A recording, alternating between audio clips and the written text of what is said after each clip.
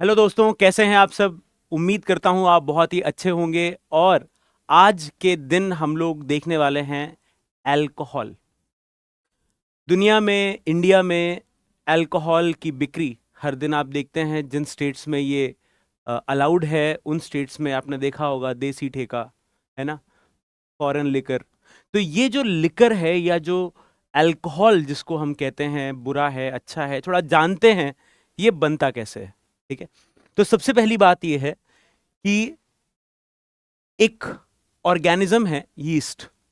ठीक है, एक सेल का बना ऑर्गेनिज्म होता है, जिंदा चीज है ये। और ये क्या कर सकता है? फर्मेंटेशन। इसका जो साइंटिफिक नाम है वो है सैक्रोमाइसिस सर्वाइसे। और ये सिर्फ एक सेल का बना होता है, मगर काम ये बहुत तगड़ा करता है। क्या करता है? इस यीस्ट को ना चीनी बहुत पसंद है। शुगर या सॉल्ट अगर आप दोगे तो ये बहुत जल्दी जल्दी मल्टीप्लाई करता है। और जब ये रिप्रोड्यूस करता है, यानी जब ये अपने नंबर बढ़ाता है, ठीक है, उस समय ये एक प्रोसेस करता है फर्मेंटेशन। ये इसका नॉर्मल प्रोसेस है। अगर नॉर्मल कंडीशन में भी है तब भी ये फर्मेंटेशन करता है, मगर फर्मेंटेशन की स्पीड बढ़ जाती है जब ये रिप्रोड्यूस करते हैं। ठीक है, अब सवाल ये है फर्मेंटेशन है क्या। देखो, जब इनको आप शुगर दोगे तो शुगर, जब भी मैं बोलूं तो आप इमेजिन करो ग्लूकोज। ठीक है, मैंने कई बार बताया भी हुआ है कि ग्लूकोज जो है ये फेवरेट खाना होता है जितने भी जिंदा सेल्स होते हैं। हमारी शरीर जो है वो बनी हुई है सेल्स की, और हर सेल का जो फेवरेट खाना है वो क्या है? ग्लूकोज। तो अगर यीस्ट की बात करें तो यीस्ट का भी फेवरेट खाना क्या है? ग्लूकोज है। और जब वो ग्लूकोज कंज्यूम करता है तो उसको ब्रेक डाउन करके किस में चेंज कर देता है? इथेनॉल में। और साथ में यहां पर कार्बन डाइऑक्साइड भी प्रोड्यूस होते हैं। ये रहा इथेनॉल। यही इथेनॉल हमारे लिए अवेलेबल होता है। ठीक है, तो जो यीस्ट अल्कोहल बनाता है, जो नेचुरल अल्कोहल बनता है यीस्ट से, यीस्ट के सेल के अंदर, जैसे मान लो ये यीस्ट का सेल है, तो इसके अंदर क्या बन गया? अल्कोहल बन गया। और फिर ये अल्कोहल इसके सेल से बाहर आ जाता है। ठीक है, तो नेचुरल जो अल्कोहल बनता है, नेचुरल जो अल्कोहल बनता है वो लगभग 13 से 15% के आसपास होता है। मगर आप जानते हैं कि अल्कोहल का कॉन्सेंट्रेशन हमें ज्यादा भी चाहिए होता है।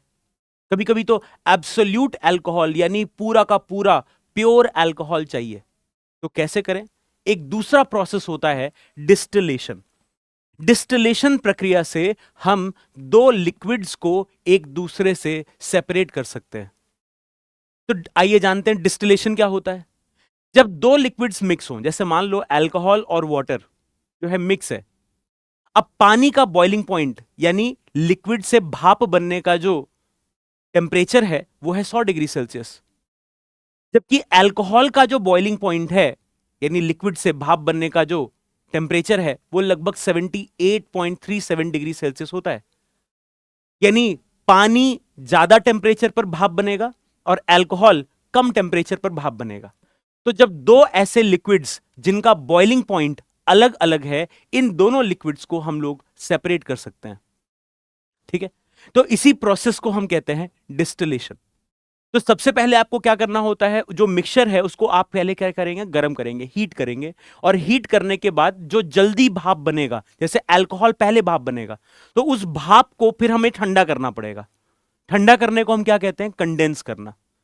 तो भाप के, अल्कोहल के भाप को हम ठंडा करेंगे और उसको वापस से लिक्विड फॉर्म में चेंज करेंगे। यानी पहले आपको टेम्परेचर गर्म करके अल्कोहल के भाप को इकट्ठा करना है, फिर उस भाप को वापस से ठंडा करना है, यानी कंडेंस करके वापस से लिक्विड फॉर्म में चेंज करना है। ठीक है, तो ये जो प्रोसेस है ये आपको क्या दे देगा? अल्कोहल। और इससे आप अल्कोहल का कॉन्सेंट्रेशन बढ़ा पाएंगे। जैसे अगर मैं यहां पर देखूं तो ये एक सोल्यूशन है, इस सोल्यूशन में पानी भी है और अल्कोहल भी है। तो जब यहां पर इसको हम हीट करते हैं तो हीट करने से इसका जो भाप है वो यहां पर इकट्ठा हो गया। और फिर इस भाप को हम लोग पास कराएंगे किधर से? इस ट्यूब से। और यहां पर हमने एक कंडेंसर लगा रखा है। ठीक है, कंडेंसर लगा रखा है, यहां से हम जो ठंडा पानी है वो भेज रहे हैं। तो ठंडा पानी क्या करेगा? इस पूरे ट्यूब को ठंडा रखेगा।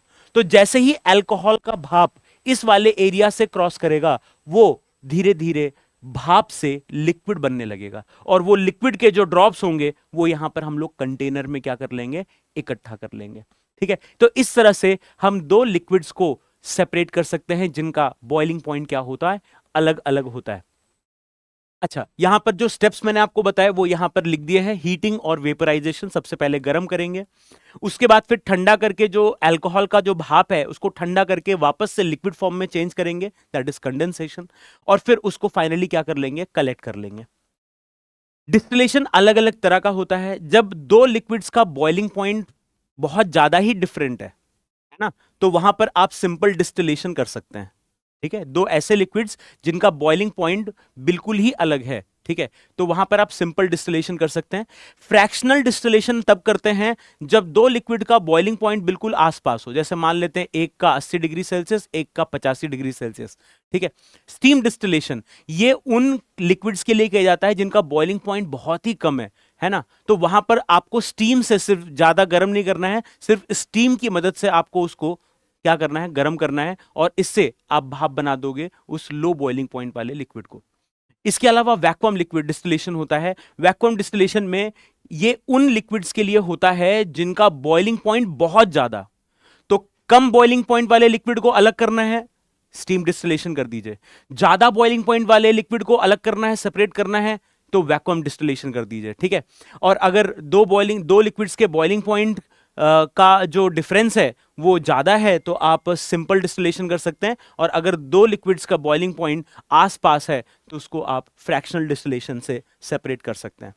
अब जो अल्कोहल है, हमने कहा कि जो इथेनॉल है, जो अल्कोहल है, उसके लिए हमें एक शुगर का, ग्लूकोज का सोर्स चाहिए। अब वो ग्लूकोज आएगा कहां से, जो शुगर हैं वो आएंगे कहां से, क्योंकि शुगर से ही अल्कोहल बनना है। तो अब शुगर का सोर्स देखो, अगर आप ग्रेप्स का इस्तेमाल करते हैं और ग्रेप्स का फर्मेंटेशन कराएं आप, तो आपको क्या मिलेगा, वाइन, है ना। आपने सुना होगा रेड वाइन लोग पीते हैं, जो ठंडी जगह में जो लोग पाए जाते हैं वो लोग रेड वाइन का इस्तेमाल करते हैं ताकि उनके लिए हेल्दी रहे, है ना। अब इंडिया में वाइन जो है, कुछ लोग वाइन इंडिया में भी कहते हैं कि नहीं ये हेल्थ के लिए बेनिफिशियल है, बट मैं आपको बता दूं हमारे देश का, जो हम लोग सब ट्रॉपिकल कंट्री हैं, तो हमारे लिए अल्कोहल जो है वो नहीं है ज़रूरी, हमारे कोई हेल्थ बेनिफिट्स नहीं है अनटिल एंड अनलेस हम उसको मेडिसिन में इस्तेमाल करें। ठीक है, तो अल्कोहल का इस्तेमाल वहां उन देशों में मतलब प्रीवियसली होता था जिन देशों में ठंड ज्यादा पड़ती है। ठीक है, अच्छा, अगर मैं आपको याद दिलाऊं कि जो अल्कोहल है इसका इजाद कहां पर हुआ है, तो चाइना। ठीक है, चाइनीज जो हैं इन्होंने सबसे पहली बार अल्कोहल बनाना शुरू किया था, और फिर वो जो कॉन्सेप्ट है वो धीरे धीरे यूरोपियन कंट्रीज में आया, और फिर यूरोपियन कंट्रीज में फर्मेंटेशन का कॉन्सेप्ट स्टार्ट हुआ। और जो डिस्टिलेशन मैंने आपको बताया ना, डिस्टिलेशन के लिए मुस्लिम्स जो हैं, मुस्लिम जो कंट्रीज हैं, ये जो मेसोपोटामिया वाला एरिया, टर्की वाला एरिया है, जो मिडिल ईस्ट जो मुस्लिम कंट्रीज हैं, यहाँ पर पहली बार डिस्टिलेशन का कॉन्सेप्ट डेवलप हुआ। ठीक है, और उसके बाद फिर आप देखेंगे धीरे धीरे फिर लुइस पाश्चर अंकल आए, लुइस पाश्चर ने फर्मेंटेशन को और ज्यादा स्टडी किया। ठीक है, तो जैसे जैसे फर्मेंटेशन और डिस्टिलेशन पर स्टडीज बेहतर होती गई, वैसे वैसे अल्कोहल भी बेहतर होते गए। अगर हम इंडिया की बात करें तो लगभग 2000 बिफोर क्राइस्ट बीसीई जो है, वहां पर हमारे यहाँ अल्कोहल का अंदाजा लगाया जाता है कि उस टाइम में इंडिया में अल्कोहल इंट्रोड्यूस हुआ होगा।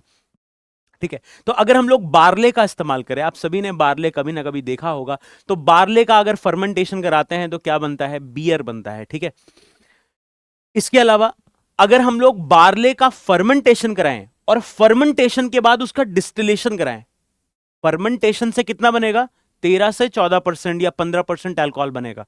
तो अगर आपको अल्कोहल का कॉन्सेंट्रेशन बढ़ाना है तो आप क्या करिए, उस अल्कोहल का डिस्टिलेशन करा दीजिए, है ना, यानी वही बॉईल कराइए, भाप बनाइए, फिर उसको कंडेंस करा के वापस लिक्विड बना दीजिए, तो इससे अल्कोहल का कॉन्सेंट्रेशन आप क्या कर सकते हो, बढ़ा सकते हो। तो अगर हम लोग बार्ले का सिर्फ फर्मेंटेशन कराएं तो बनता है बियर, मगर अगर बार्ले का फर्मेंटेशन कराएं और फर्मेंटेशन के बाद डिस्टिलेशन कराएं तो क्या बना देंगे, विस्की बना देंगे।